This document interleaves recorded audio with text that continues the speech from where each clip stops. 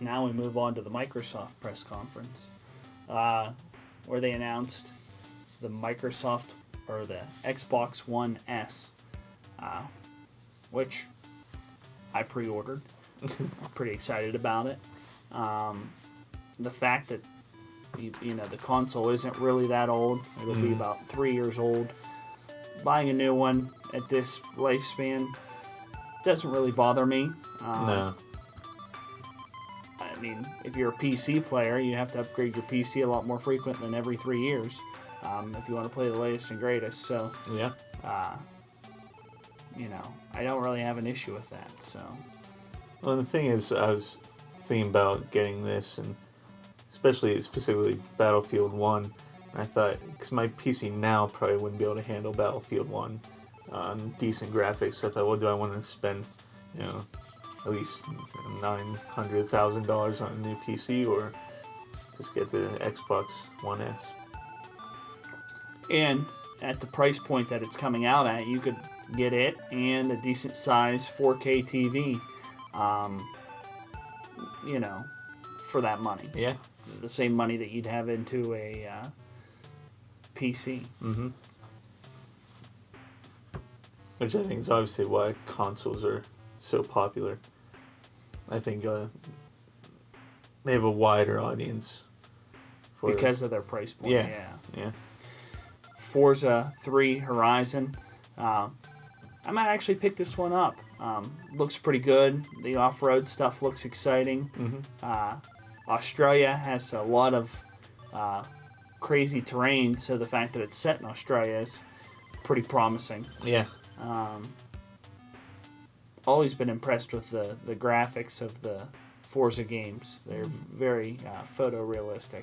I loved how they demonstrated joining other people's games seemed really easy. I mean, you just invite them no matter where you're at, and then it takes you to your friends, and you can race or do whatever you want. So it's very a social racer. Yeah. Which is exciting. Yeah. Final Fantasy 15. The graphics look phenomenal, but I'm not convinced about the gameplay. Once again, it just doesn't seem real RPG-ish. It's going into that action RPG, which is borderline action. The role-playing games was more about strategy as opposed to making, timing your button pushes correctly. I really think that they need to go back to that old-style turn-based combat that everybody liked in an RPG. And then with the modern-day graphics, you can really put people there and provide them with a good story and good gameplay. Yeah, and with the style of it, I mean, the graphics were great, but I like them the more fantasy, and it seems like they're getting more advanced, more technology, and which some people probably like, but I'm not a huge fan of it. Well, especially this one that has cars in it and paved roads, and there was other Final Fantasies that had roads in them that were paved and stuff, but the automobiles didn't look like a car you might see driving down the road. They had a real distinct fantasy look to them, and it's just, and that could just because that's not my I don't like the art direction doesn't mean other people won't. Everybody has their own opinion, and I guess plus it's the developers, they're making it in the image that they want to, so that's the direction they wanted to go. They're starting to do more of the Xbox Play Anywhere, which you buy it and then you can either play it on Xbox One or Windows, which is kind of cool. It's exciting to see the features that they're adding to Xbox Live.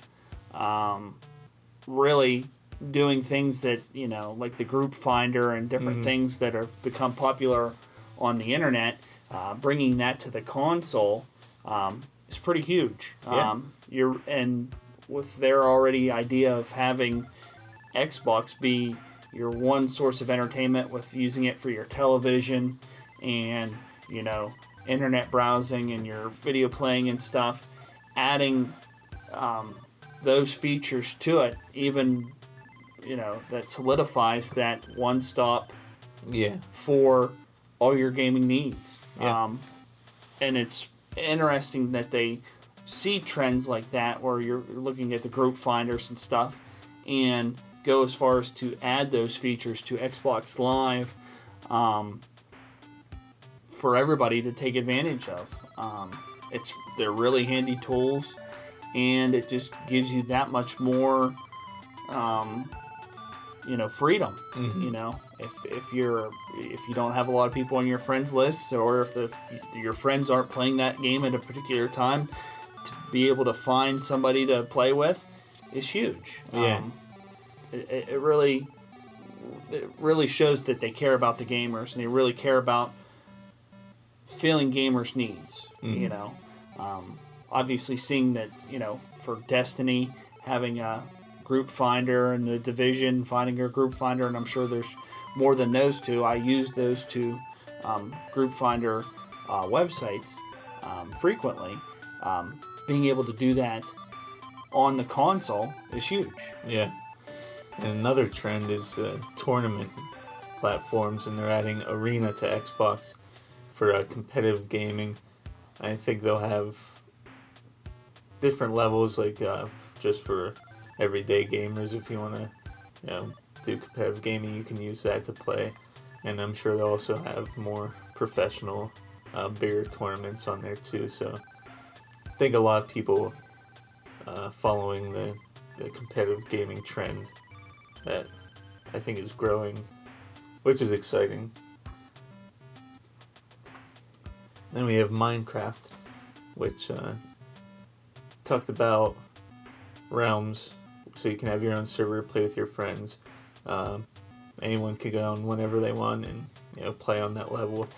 And also you can Xbox and PC players can now play together, which is really cool.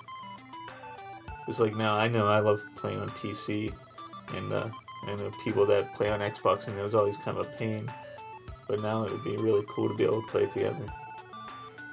And they also added, you can modify, they added mods, so you can modify mobs and textures and all sorts of things. Which I think is cool, since they know mods are out there anyway, so might as well just put it in the game, make it easier for the gamer. I also liked the little blip there about being able to customize a controller.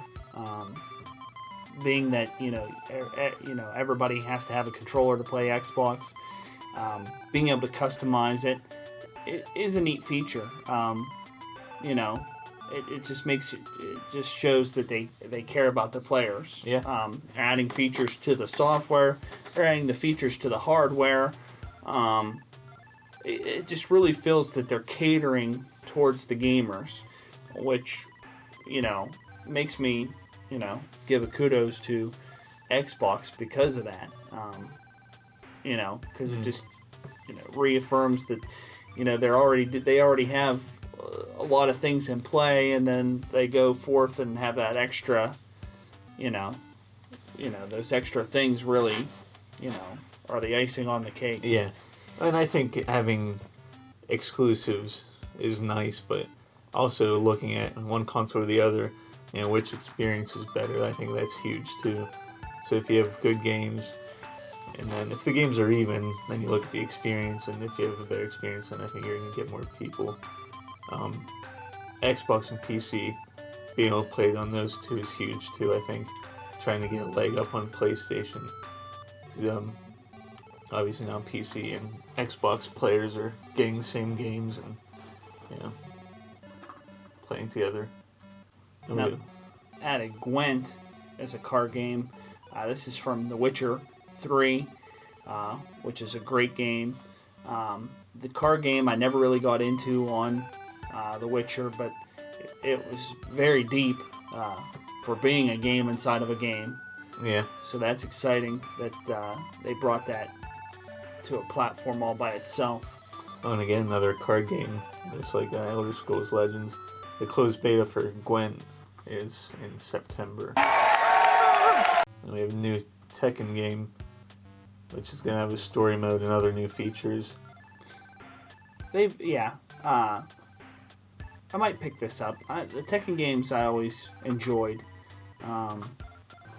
They always had a story mode that kind of tied into all the characters, and the gameplay was always pretty solid. So that might be one I pick up. And that comes out early next year. Scalebound, I wasn't crazy about. I don't know what it is. I don't know if it's the art style or what, but I mean the idea behind it is kind of cool. You have your own dragon that you can fight on your own, or you can hop on your dragon and fight these creatures. But I don't know. I just didn't strike with me. I think this pirate game looks interesting. Always a fan of pirate games. And this one seems to be, multiplayer, so you play with your friends and pilot a ship with your friends, which would be interesting to go around and do that. I enjoyed Assassin's Creed Black Flag for all the different aspects of being a pirate and having a ship and upgrading the ship and battling other ships and doing lots of ship stuff. Yeah, and it would be really cool. I mean, in that game you're doing it all yourself, but to have, someone, drive the boat, I don't think that's the correct terminology, but having someone steer the boat, have someone shoot, do all the sails, and I think it would be fun. And we have the new Halo Wars game. Seems like the RTSs, or the real-time strategies, have lost a little bit of steam over the years. A little surprised to see that they came out with Halo Wars 2. Yeah, I was too. But there isn't a lot out there these days, and Halo has a big fan base, and some of them might be fans of real-time strategy. So I think that they're once again pleasing the fans. Yeah. And they announced, I don't know if they announced, they hinted at Project Scorpio. I guess they announced it. A new powerhouse console, quote, the most powerful console ever. So it'll be used to power the VR for Fallout 4, 4K visuals, and the Xbox One, the One S, and Project Scorpio will all be compatible. Same games, you can play together. Once again, I don't mind the fact that they're coming out with another console. If it benefits the player, but doesn't force their hand. Yeah, considering exactly. you can still play the same games, on either console.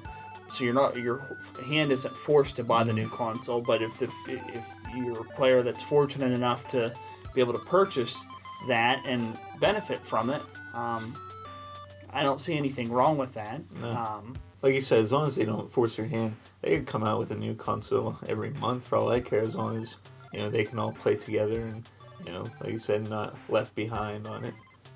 And it's funny, is leading up to E3 seemed like there were rumors for PlayStation having a new powerful console. Oh, they confirmed that. Did they? It's the PlayStation Neo. Oh, I didn't hear that. And it again is to power their VR headset. And it is in fact coming out.